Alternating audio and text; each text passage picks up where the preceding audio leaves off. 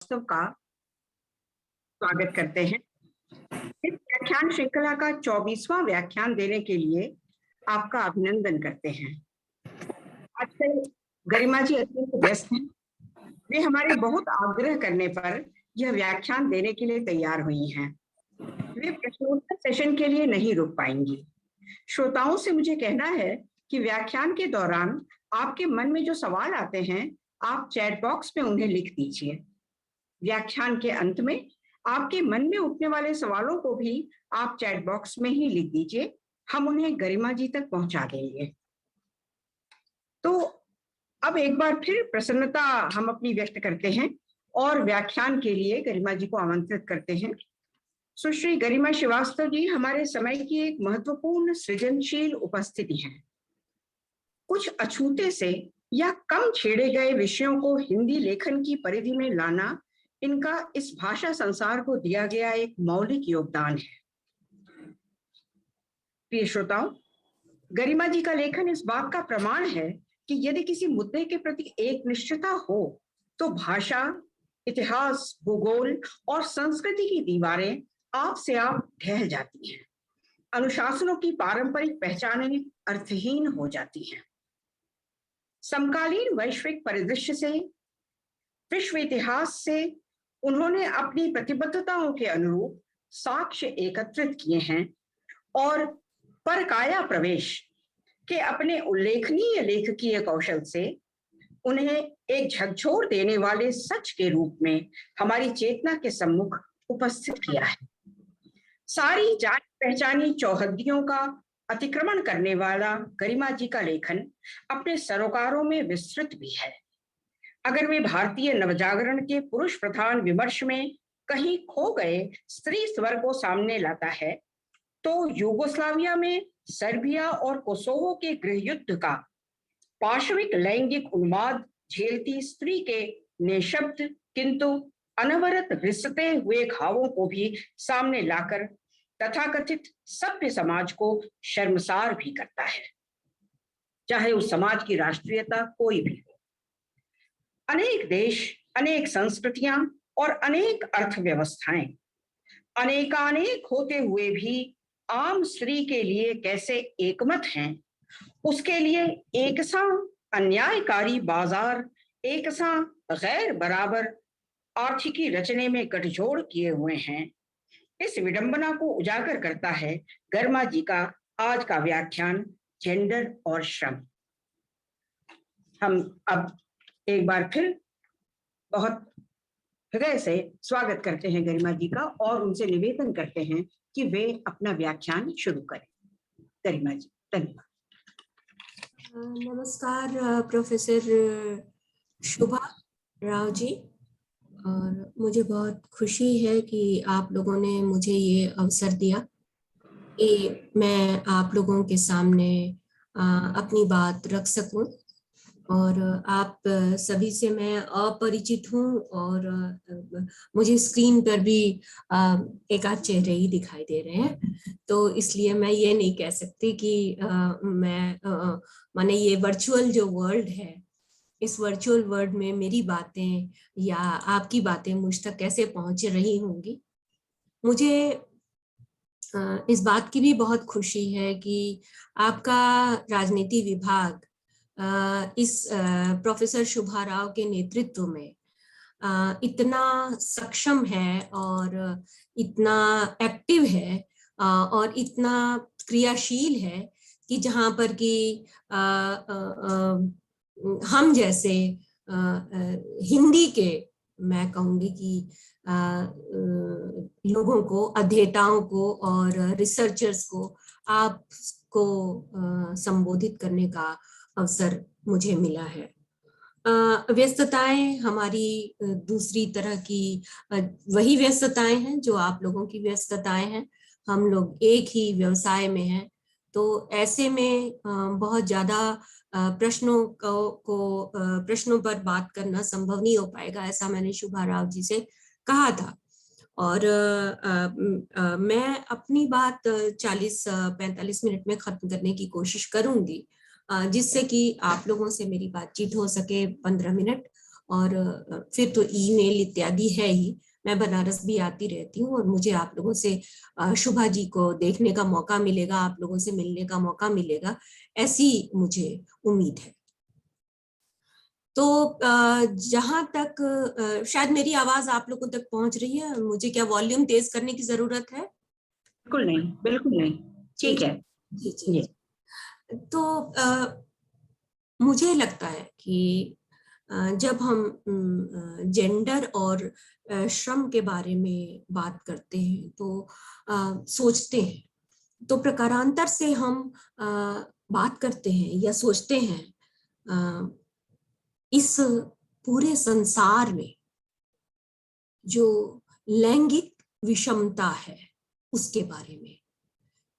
जब हम जेंडर और श्रम के बारे में बात करते हैं तो हम स्त्रीवाद पर बात, स्त्रीवाद की जैसे जैसे हम स्त्रियां और पुरुष भी, हम सब सिनेमा देखते हैं और सिनेमा में हम देखते हैं कि जो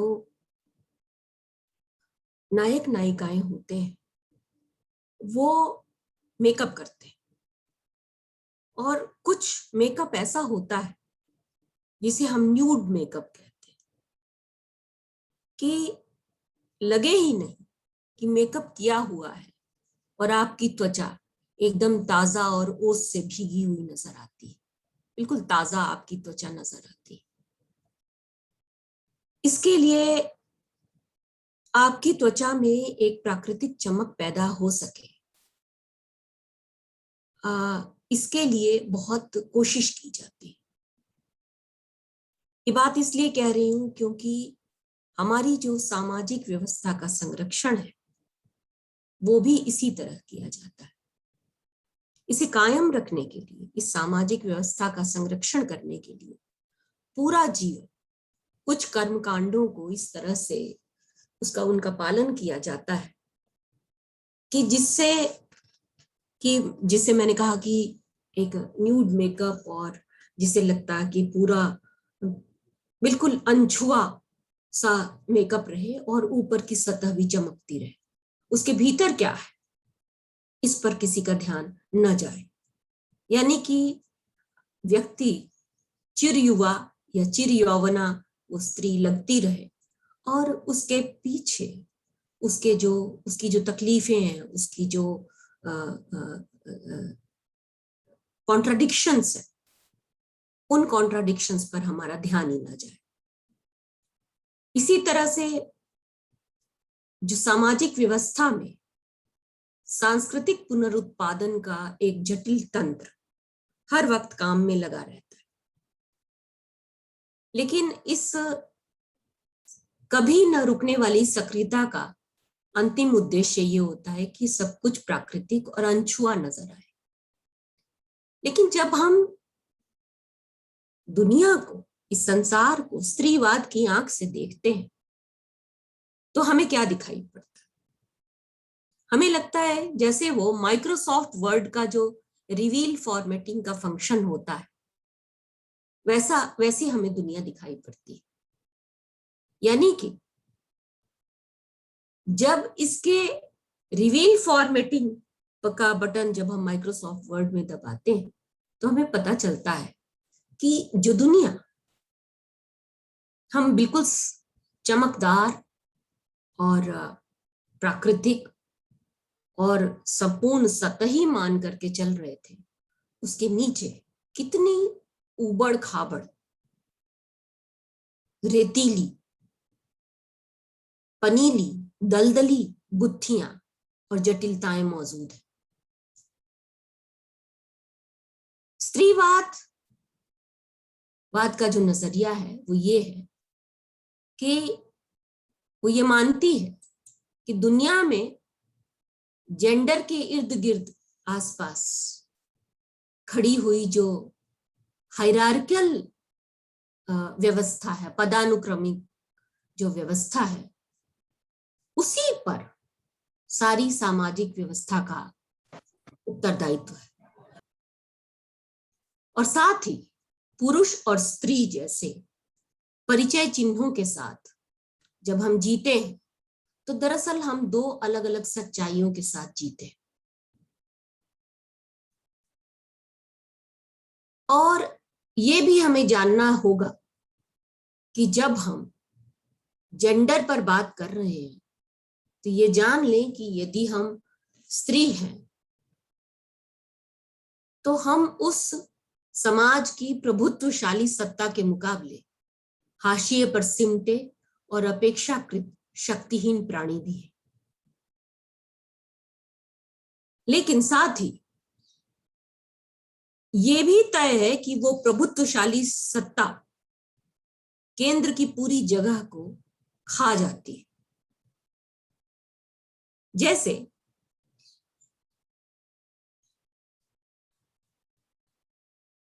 अगर उसके बरक्स ये जो छोटी छोटी अस्मिताएं जो जीवन में हमारे आसपास दिखाई पड़ती है, उन अस्मिताओं की स्थिति क्या होती है।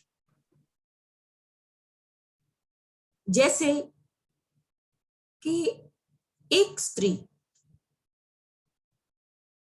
जो कि पढ़ती लिखती है,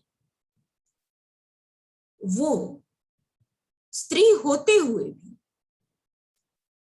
श्रमिक वर्ग के किसी रिक्शा पुलर, चौकीदार या घरेलू काम करने वाले नौकर पुरुष के मुकाबले ज्यादा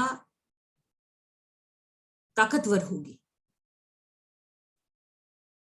जिनसे उसका रोजमर्रा की जिंदगी में आमना सामना होता है। और अगर वह भारत में हिंदू समाज की किसी ऊंची जाति की सदस्य या व्हाइट हुई, श्वेत अमेरिकी हुई, तो इस श्रेणी के में ना आने वाले तमाम पुरुषों से वो ज्यादा ताकतवर होगी। लेकिन इसके बावजूद यदि कोई पुरुष उस पर यौन आक्रमण करने की ठान ले तो उसकी समस्त बौद्धिक शक्ति और सत्ता वैसी की वैसी रह जाती है। मतलब यह है कि इस मामले में पुरुष का वर्ग और उसकी जाति का कोई अर्थ नहीं होता। इसी तरह से जीवन में जब स्त्री अपनी पसंद से जीवन को जीना शुरू करती है या वो ये तय करती है कि वो स्वतंत्रता के साथ या अपने निर्णयों के साथ जिएगी, तो भी स्त्री अपने ही वर्ग के पुरुष से पिछड़ जाती है। जिसे कहा है ना, मैं सच कहूंगी और हार जाऊंगी, वह झूठ बोलकर लाजवाब कर जाएगा। तो जो लाजवाब करना है, इसकी क्षमता पुरुष में है। इसलिए जो स्त्रीवाद है वो सिर्फ स्त्रियों के राजनीतिक रवैये या उनके इलाज कराएं तो उसको देखने आए। हेलो हेलो, क्या मेरी आवाज जा रही है? हेलो। Yes ma'am. ओके, अच्छा, बीच में मुझे कुछ दूसरी आवाज सुनाई पड़ी थी, इसीलिए मैंने आपसे पूछ लिया। तो इसलिए अगर हम स्त्रीवाद को देखें तो उसका जो संबंध है वो सिर्फ पुरुषों या स्त्रियों से नहीं है, बल्कि वह हमें समाज को समझने की वह का तरीका देता है, जिस तरीके में हम ये जान पाते हैं कि पुरुष और स्त्री जैसी अस्मिताओं की रचना कैसे होती है और उन्हें पितृसत्ता के सामयिक और लोकल जो तंत्र होते हैं उनमें किस तरह से देखा जाता है। राज्य के देखने में जब हम राज्य की बात करते हैं तो हमारे सामने एक विशाल सत्ता का भाव शामिल रहता है। क्योंकि जब वह किसी अस्मिता को देख रहा होता है तो उसे वह वास्तविक बना रहा होता है। और हम ये तय माने कि कोई स्त्रीवादी जब अपनी इच्छा से, कोई फेमिनिस्ट अपनी इच्छा से किसी हाशिए की जगह का चुनाव करता है तो उसका वह निर्णय सत्ता को भीतर से पलटने की ओर इशारा करता है।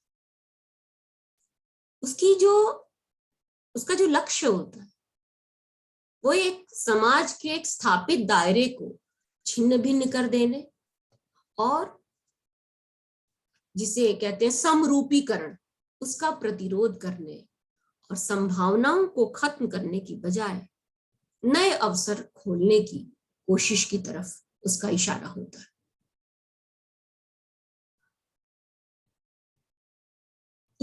इसका इशारा ये भी होता है, ये मनुष्य को ये भी समझाता है कि विभिन्न जो अस्मिताएं होती हैं, उनकी जो हायरार्की है, उनका वर्चस्वशाली होना या अधीनस्थ होना समय और स्थान की भिन्नताओं के साथ तय होता है।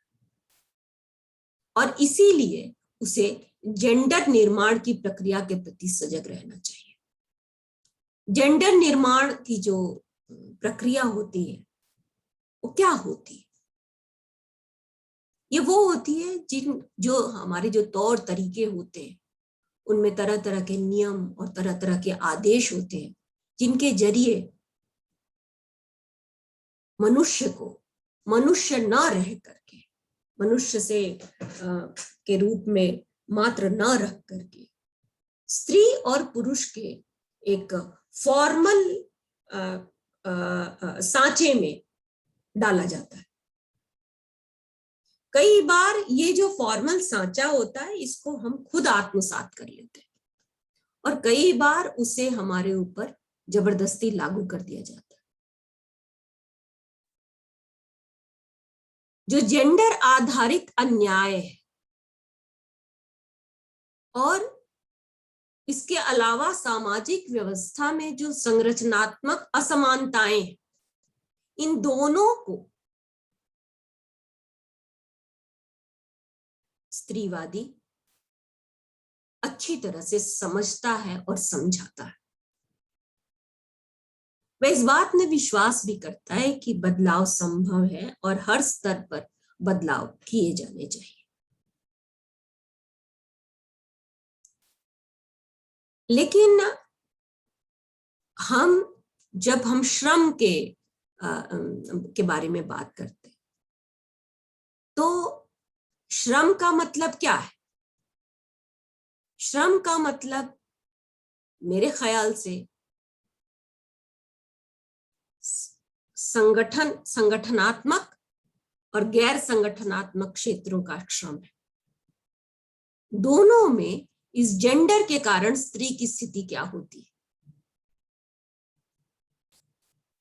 स्त्री क्या समझती है कि उसके साथ क्या अन्याय हो रहे हैं? क्या स्त्रियां अपनी देह की कीमत को समझती हैं? क्योंकि देह को केवल पुरुष और केवल स्त्री जैसे कठोर विभाजन में डाल देना दरअसल ये हमारे मानव इतिहास की सबसे बड़ी त्रासदी है। आधुनिक काल में जब हम हैं तो हमारे यहाँ जो जेंडर को लेकर के, जो देह को लेकर के जो धारणाएं हैं वो हमारे सामान्य बोध का हिस्सा बन चुकी है, जिसका 16वीं सदी से पहले यूरोप और 19वीं सदी की शुरुआत में दक्षिण अफ्रीका और दक्षिण एशिया और अफ्रीका के उपनिवेशवाद के रास्ते जो यूरोपीय और आधुनिकता सार्वभौम हुई उसके आने के पहले उसका कोई अस्तित्व नहीं था।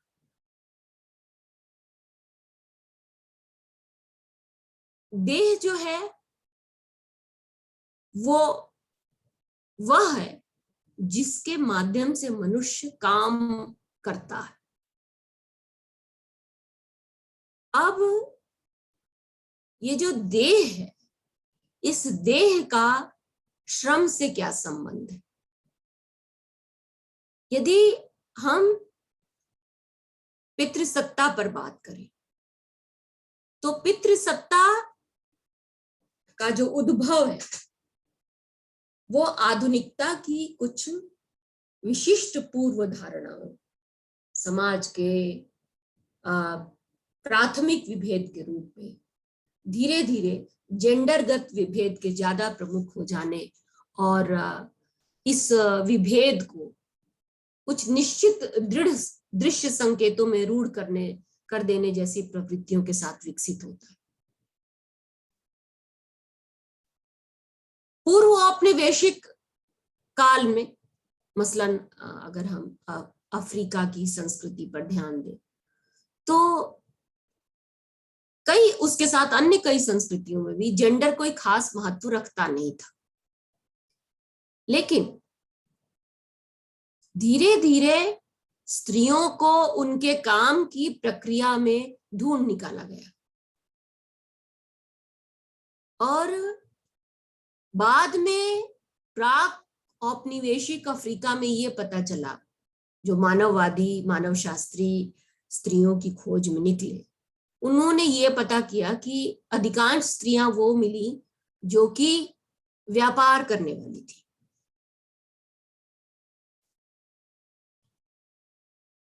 बाद में उन लोगों ने, मानव शास्त्रियों ने लिखा कि जो देह से आगे बढ़ करके सोचने की क्षमता किन लोगों में होती है या किन लोगों में नहीं होती, ये उन लोगों में नहीं होती जो कि देह से आगे बढ़कर सोचने की क्षमता उन लोगों में नहीं होती जो लोग पितृसत्ता के पैरोकार होते, या पितृसत्ता के, कह लीजिए कि पितृसत्ता के नियमों का इतना घनिष्ठ तौर पर उसका पालन करते हैं कि उनको ये लगता है कि पितृसत्ता उनके अस्तित्व को बचाए रखने के लिए जरूरी है, और इतनी जरूरी है कि वो पूरे समाज की व्यवस्था करने में उनको मदद करेगी। लेकिन वो ये भूल जाते हैं कि कोई भी स्त्री स्थिर या समरूपी श्रेणी नहीं होती, उसका अन्य अस्मिताओं के साथ इतना जटिल उसका समीकरण होता है कि जो वैश्विक स्तर पर उसकी अभिव्यक्ति अलग अलग ढंग से होती। आपने देखा होगा कि शाहबानों का एक केस आया था जिसमें शाहबानों ने अपने पति से तलाक के बाद सुप्रीम कोर्ट में ये अर्जी दाखिल की थी कि उसे भारतीय दंड संहिता की धारा 125 के अनुसार पूर्व पति से गुजारा भत्ता मिलना चाहिए। लेकिन उसके पति का कहना था कि तलाक के बाद पूर्व पत्नी को केवल 3 महीने तक ही गुजारा भत्ता वो दे सकता है, इसके बाद उसे गुजारा भत्ता देने के लिए बाध्य नहीं किया जा सकता। इस पर सुप्रीम कोर्ट ने एक फैसले में ये बताया कि नहीं, शाहबानों को गुजारा भत्ता मिलना चाहिए। मुस्लिम समुदाय के बहुत लोगों ने इसे मुसलमानों के निजी कानून में दखलंदाजी बताया, लेकिन मुस्लिम समुदाय के एक बहुत बड़े हिस्से ने, पढ़े लिखे हिस्से ने इसे मुस्लिम महिलाओं के लिए और मुस्लिम स्त्रियों के लिए एक बहुत ही स्वागत योग्य कदम माना। खैर, कि अब हम ये देखें कि विवाह, उत्तराधिकार और बच्चों के संरक्षण, ये ऐसे कई मुद्दे हैं जहां पर जेंडर के आधार पर पुरुषों और स्त्रियों में असमानता देखी जाती है। जैसे केरल की ईसाई महिलाओं पर 1916 का एक त्रावणकोर कोचीन ईसाई उत्तराधिकार अधिनियम है जो लागू होता था, जिसके तहत परिवार की जो बेटी होती थी उसको पिता की संपत्ति में, बेटों को जो संपत्ति का अधिकार मिलता था उसके केवल 1/4, 1/4 भाग पर ही उसका अधिकार होता था। बाद में 1986 में मेरी रॉय नाम की एक ईसाई महिला थी, उसने सुप्रीम कोर्ट से ये पिता की संपत्ति में ईसाई महिलाओं को बराबर का हिस्सा मिलना चाहिए, ये आदेश उसने ग्रहण किया। लेकिन ये जो अधिकार है, इस अधिकार को पाने के लिए मेरी राय और अनेक स्त्रियों को कितना ज्यादा श्रम करना पड़ता है। दरअसल सच्चाई ये है कि स्त्रियां जो श्रम करती हैं वो श्रम परिवार के भीतर किया हुआ श्रम, बच्चों को पालने के लिए किया गया श्रम, भोजन बनाने के लिए किया गया श्रम, अपने बुजुर्गों के लिए की देखभाल के लिए किया गया श्रम, बहुत सारा जो श्रम है वो दरअसल हम श्रम की श्रेणी में उसको गिनते ही नहीं है। और इसीलिए जो पितृसत्ता की सोच से आप्लावित जो समाज है उसको लगता ही नहीं कि स्त्रियां इतना सारा काम करती हैं। एक उदाहरण के तौर पर लीजिए कि आपकी हेड ऑफ डिपार्टमेंट, आपकी अध्यापिका एक अध्यापन भी कर रही हैं और वे परिवार भी देखती होंगी, किताबें भी लिखती होंगी, और ये सारा काम करते हुए उन्हें इतना सारा श्रम करने के बाद भी उनको तनख्वाह तो वही मिलती है जो किसी और पुरुष को मिलती होगी। लेकिन उनसे आप अगर बात करें या मुझसे कोई बात करे तो हम निरंतर स्त्रियां इस बात की कोशिश में रहती हैं कि हम इतना काम करें ताकि जेंडर के आधार पर कोई हमें नीचा ना दिखाए, और इसके लिए हम कई गुना श्रम करते हैं। कई बार स्त्रियां जो श्रम करती हैं उससे उन्हें पता भी नहीं रहता कि वो कितना श्रम कर रही है, क्योंकि वो जो श्रम है उस श्रम के बारे में उनको कोई एहसास दिलाने वाला नहीं रहता, या एहसास कोई दिलाता ही नहीं है। उनको तो लगता है कि ठीक है, कर रही है तो कर रही है अपना, क्योंकि स्त्री है, करेगी क्या, वो नाश्ता भी बनाएगी, खाना भी बनाएगी और जल्दी जल्दी तैयार होकर ऑफिस भी जाएगी। ऑफिस में भी अपने जो पुरुष सहयोगी होंगे उनकी बराबरी में उनके एट पार होने के लिए वो दुगना तिगुना श्रम करेगी, और थक करके आएगी तो भी वो अपनी रोटी खुद बनाएगी, अपना खाना खुद बनाएगी, अपने बच्चों की देखभाल करेगी और निरंतर मल्टीटास्किंग करती रहेगी। शायद ही कोई स्त्री आपको मिलेगी जो कि मल्टीटास्किंग ना करती हो। इसी तरह से समाज में विवाह, उत्तराधिकार और बच्चों के संरक्षण से संबंधित जितने सामुदायिक कानून हैं वो स्त्रियों के साथ किसी न किसी रूप में पक्षपातपूर्ण व्यवहार करते हैं। लेकिन दिक्कत क्या है कि ये जो भेदभाव पर आधारित निजी कानून है,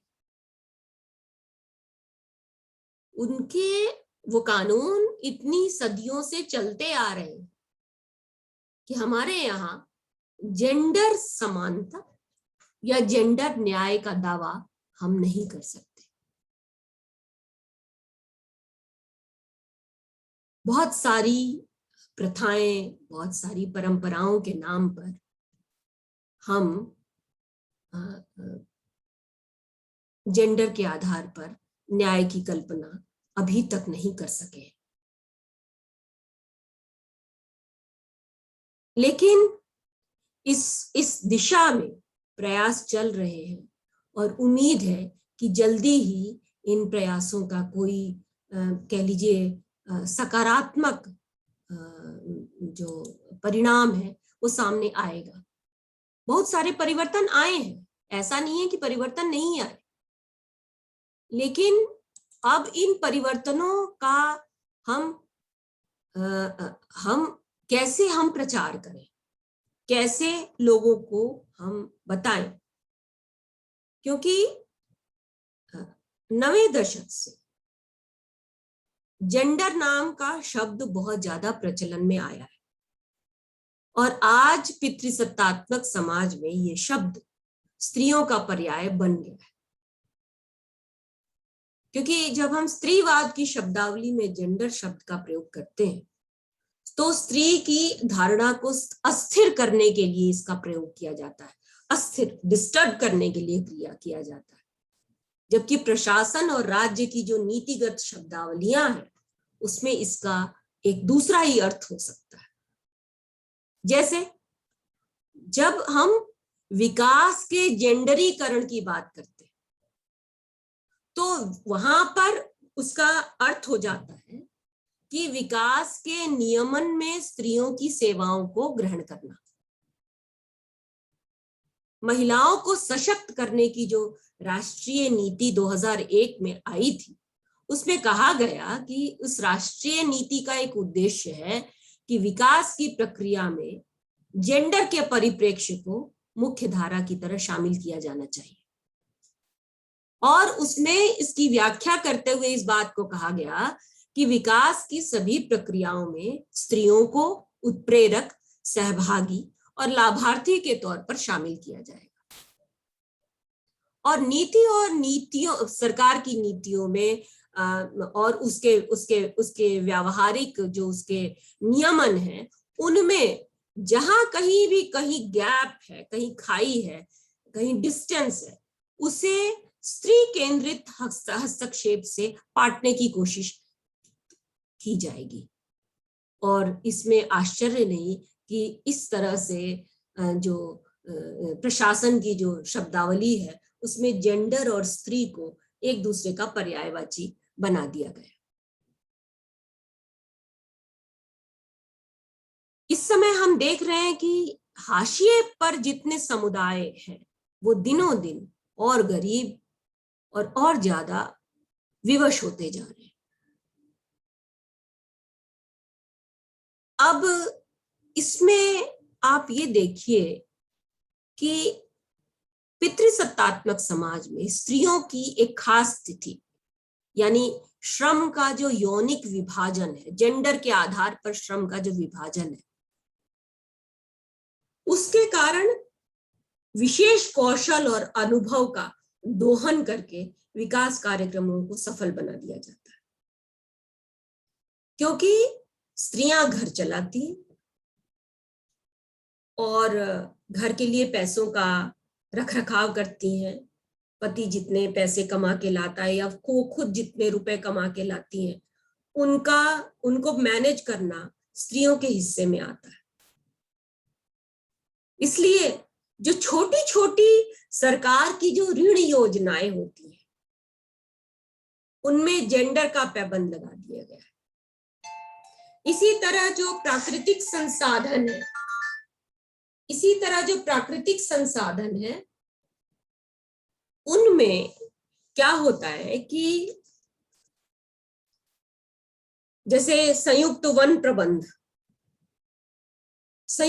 प्रबंध के जो कार्यक्रम होते हैं उन कार्यक्रमों में, संयुक्त वन प्रबंध के कार्यक्रमों में स्त्रियों को प्रमुख भूमिकाएं दे दी जाती हैं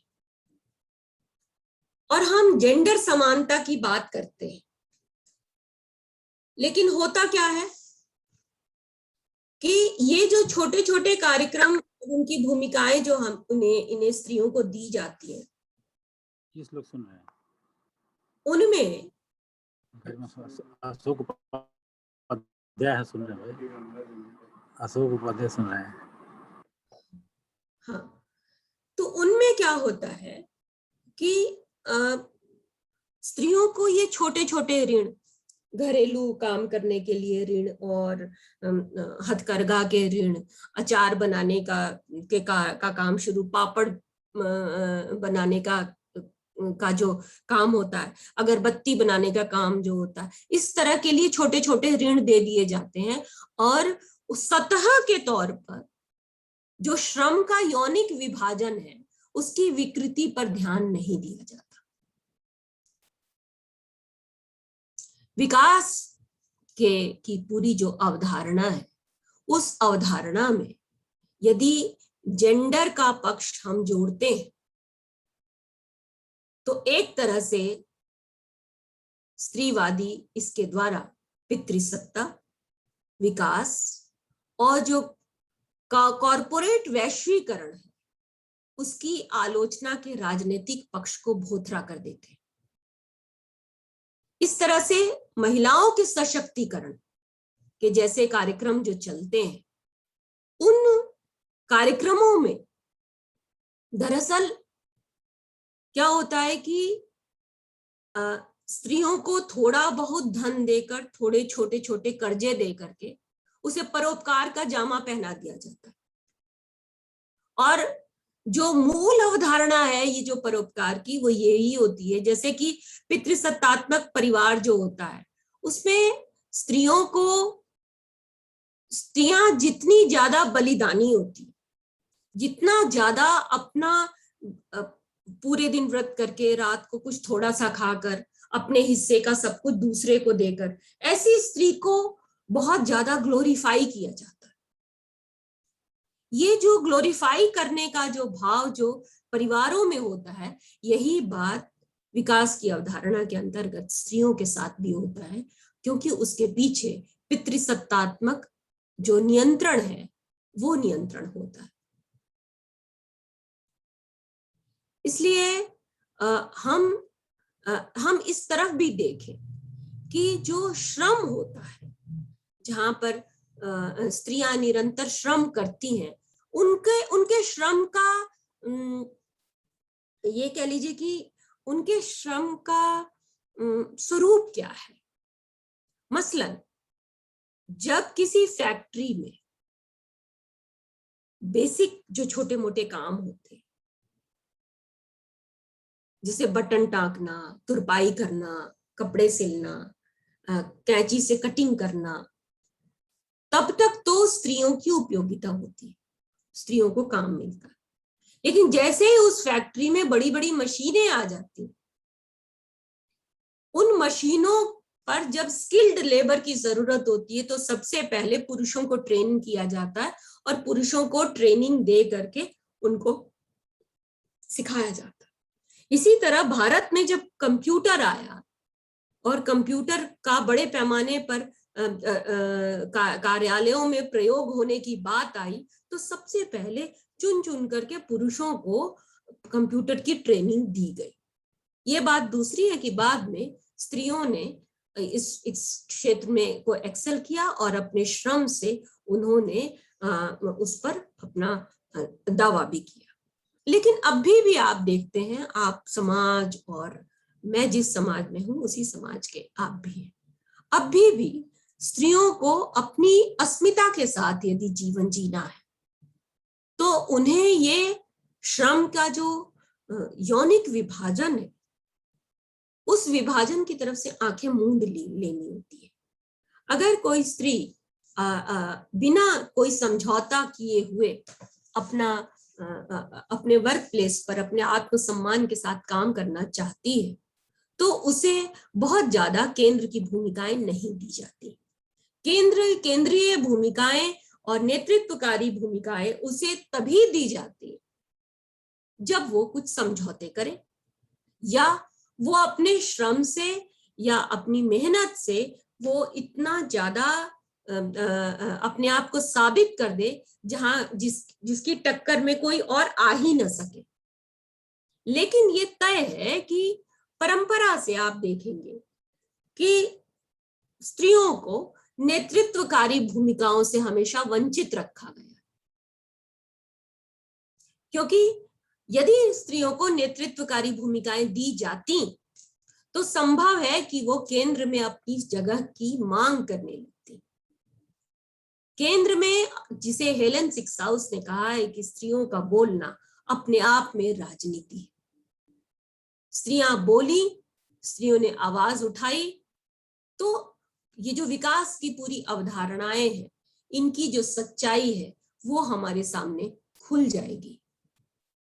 इसलिए स्त्री का बोलना अपने आप में राजनीति है। और जो श्रम का जो यौनिक विभाजन है, अब मसलन आप असंगठित क्षेत्र में देखेंगे कि जो घरेलू जो काम है, जो घरेलू जो नौकरानियां हैं, उनका जीवन कैसा होता है कि वे निरंतर कार्यरत होती हैं, निरंतर कार्य करती हैं, और कोई भी छुट्टी उनके लिए नहीं होती, कोई मैटरनिटी लीव नहीं है। देखिए कई विश्वविद्यालयों में जो एडहॉक लड़कियां हैं जो पढ़ा रही हैं, एडहॉक तदर्थ स्तर पर जो पढ़ा रही हैं, उनको ये बड़ी ही ये लड़ाई का मुद्दा है, लेकिन इस मुद्दे का कोई हल निकलता हुआ नजर नहीं आ रहा कि एडहॉक जो लोग पढ़ाते हैं, एडहॉक जो लोग काम करते हैं, नौकरियां करते हैं, पक्की नौकरी जिनकी नहीं है, उनके श्रम की क्या स्थिति है, उनके श्रम के प्रतिदान की क्या स्थिति है, उनको संतान की देखभाल, मातृत्व संबंधी अवकाश जिसे कहते हैं, उनसे भी महरूम किया जाता है, वो नहीं दिए जाते। तो ऐसी बहुत सारी चीजें हैं जिन पर की बातचीत हो सकती है। मेरा अनुरोध है कि मैंने 45 मिनट हो गए हैं, मेरा आपसे अनुरोध है कि आप बताएं, कोई प्रश्न हो तो बताएं। मुझे एक प्रश्न अभी समझ में आया है। कमला देवी चट्टोपाध्याय, अनपेड लेबर का, हाँ ठीक है। कमला देवी चट्टोपाध्याय की ऑटोबायोग्राफी में यही है, तो बिल्कुल आपने सही बात कही है प्रियंका जी। जी, आपकी आवाज नहीं आ रही, आप अपना माइक ऑन कर लीजिए। Ma'am, I just wanted to thank you. आपका व्याख्यान बहुत ही महत्वपूर्ण है कुछ प्रश्नों को लेके जो हम पढ़ाते हैं, हम एंगेज करते हैं। और ये जो लेबर का सवाल है, श्रम का जो सवाल है, वो बहुत महत्वपूर्ण सवाल रहा महिला चिंतन में, जो एक एरिया है जिसपे मैं शोध करती हूँ और पढ़ाती भी हूँ। तो ma'am thank you so much, क्योंकि इस चीज को कॉन्टेक्चुअलाइज करना।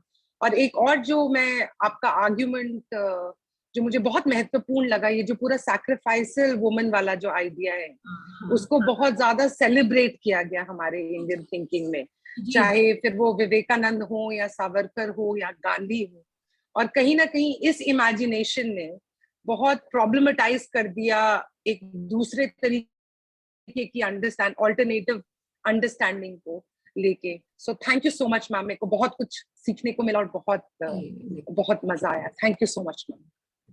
बहुत बहुत शुक्रिया। और कोई सवाल हो तो पूछे, कोई बात कहनी हो तो कहें।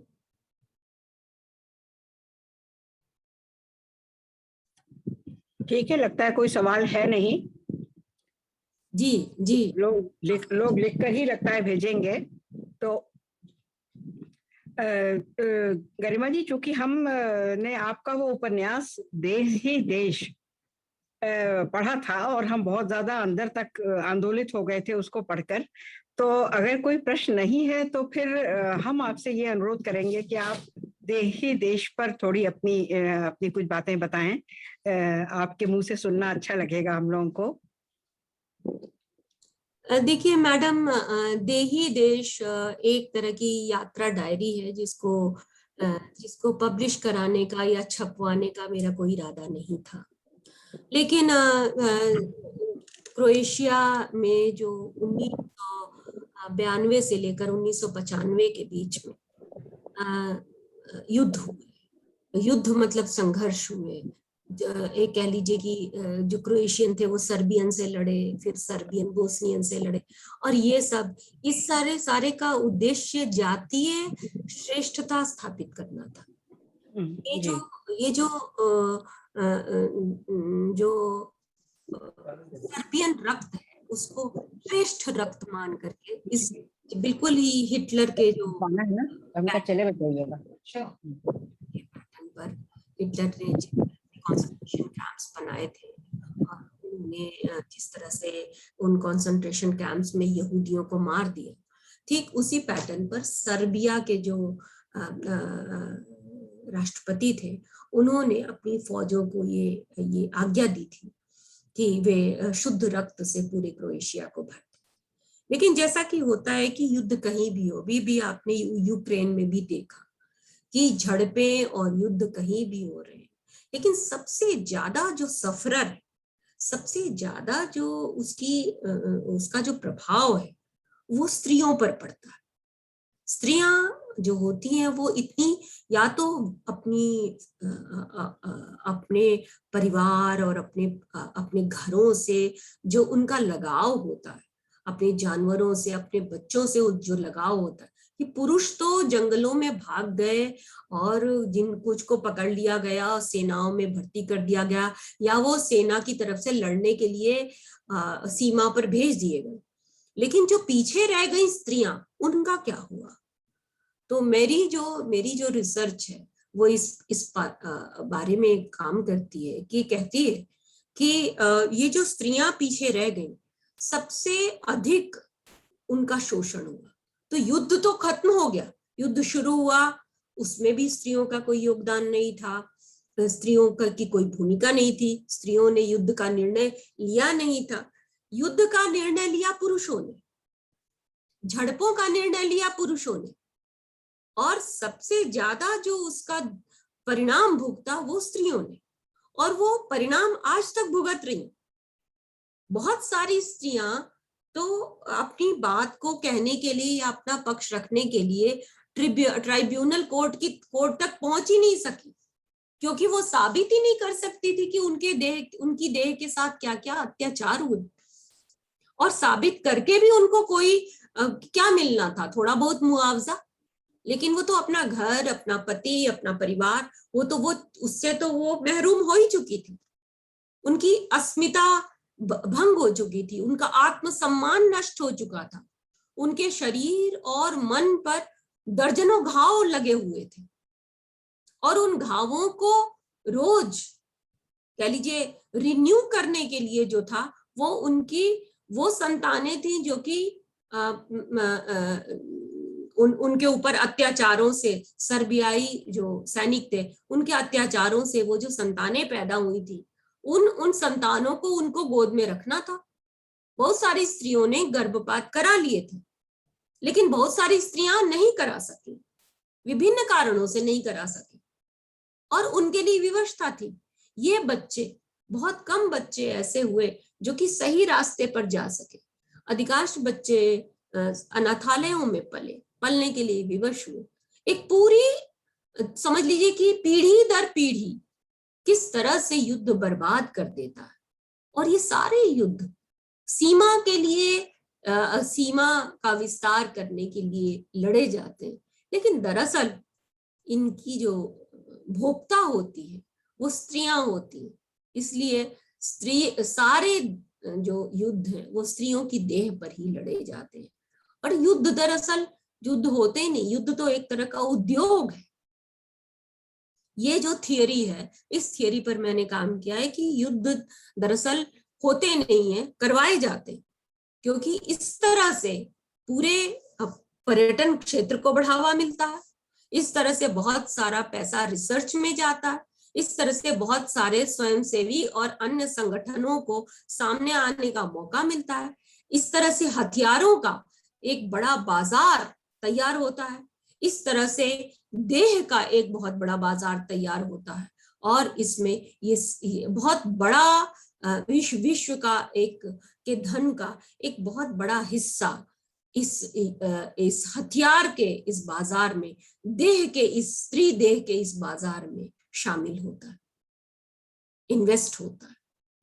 तो ये जो थियरीज हैं इन पर अगर हम काम करें तो मेरा जो अगला काम है, और वो दरअसल मैं उपन्यास नहीं है लेकिन उसका शीर्षक है, उपन्यास है दरअसल, ये यात्रा वृतांत नहीं है, उसका शीर्षक है ऑश्विट्ज एक प्रेम कथा।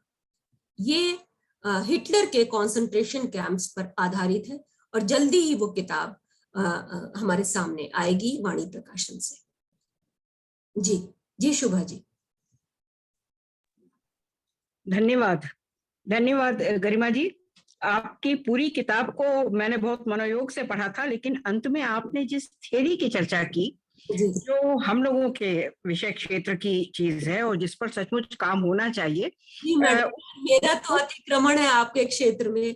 नहीं, यही स्वागत योग्य तथ्य है, यही सबसे बड़ी अच्छी चीज है आपको बुलाने की और आपको सुनने की। इस थियरी की तरफ आपने उसमें संभवतः इशारा नहीं किया है, शायद आपको उसकी जरूरत नहीं लगी होगी, लेकिन हमारे लिए अकादमिक दृष्टि से इस आपके सुझाव की या इस संकेत की बहुत महत्ता है।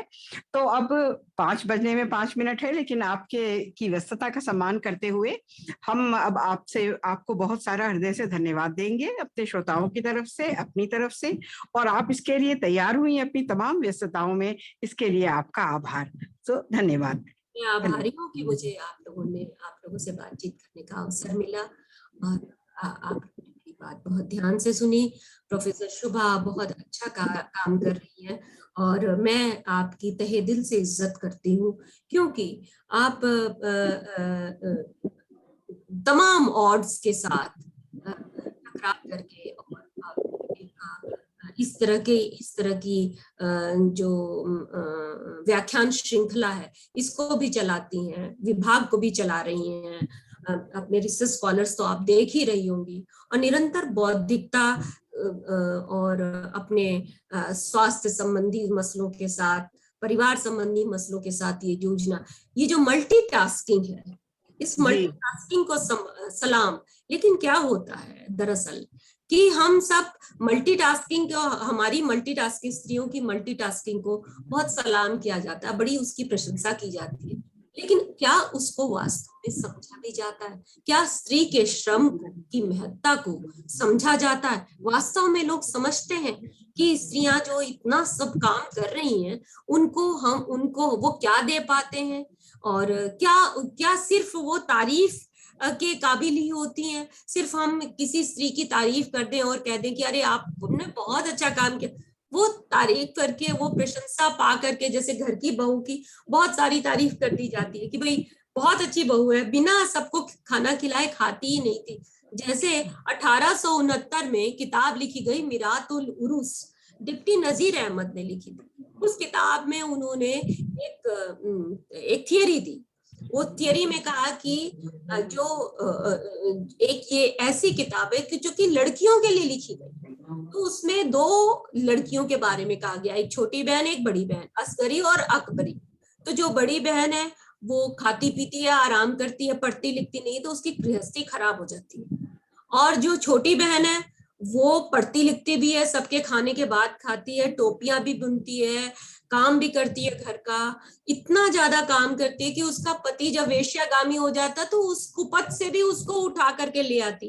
और जो उपन्यासकार या कथाकार जो डिप्टी नजीर अहमद है वो इसकी इतनी तारीफ करते हैं कि कुछ हद ही नहीं। 1869 में इस किताब को 1000 रुपए का पुरस्कार मिला, सोचिए उस समय, जबकि 1000 रुपए की जो थी वो पता नहीं कितनी सारी क्या कहते हैं या 2 हवेलियां आ जाती होंगी। तो आप इतना जो प्रशंसा है, इसी प्रशंसा का ये नतीजा हुआ कि 1870 में एक हिंदी में उपन्यास लिखा गया, हिंदी में किताब लिखी गई वामा शिक्षक, उसमें भी इसी पैटर्न की खूब तारीफ की की गई, बिल्कुल दो कॉन्ट्राडिक्टरी चरित्र की बताई गई और बताया गया कि एक औरत बहुत काम करती है, बिल्कुल भी थकती नहीं, और जो कामों की लिस्ट है वो गजब की है कि कुमकुम संगारी ने अपनी किताब में इसके बारे में लिखा है कि स्त्री क्या क्या काम करेगी। वो सुबह 4 बजे उठेगी, सबके सोने के बाद सोएगी और सुबह उठ करके वो घर की झाड़ू बुहारू करेगी, अपने घर की सीढ़ियां चढ़ेगी उतरेगी। अगर वो दिन में 20 बार सीढ़ियां चढ़ती उतरती है तो उसका शरीर हमेशा एक्टिव रहेगा। वो कपड़े खुद धोएगी, सिलाई करेगी, नौकरों पर विश्वास नहीं करेगी, इसलिए अधिकांश काम वो खुद करेगी।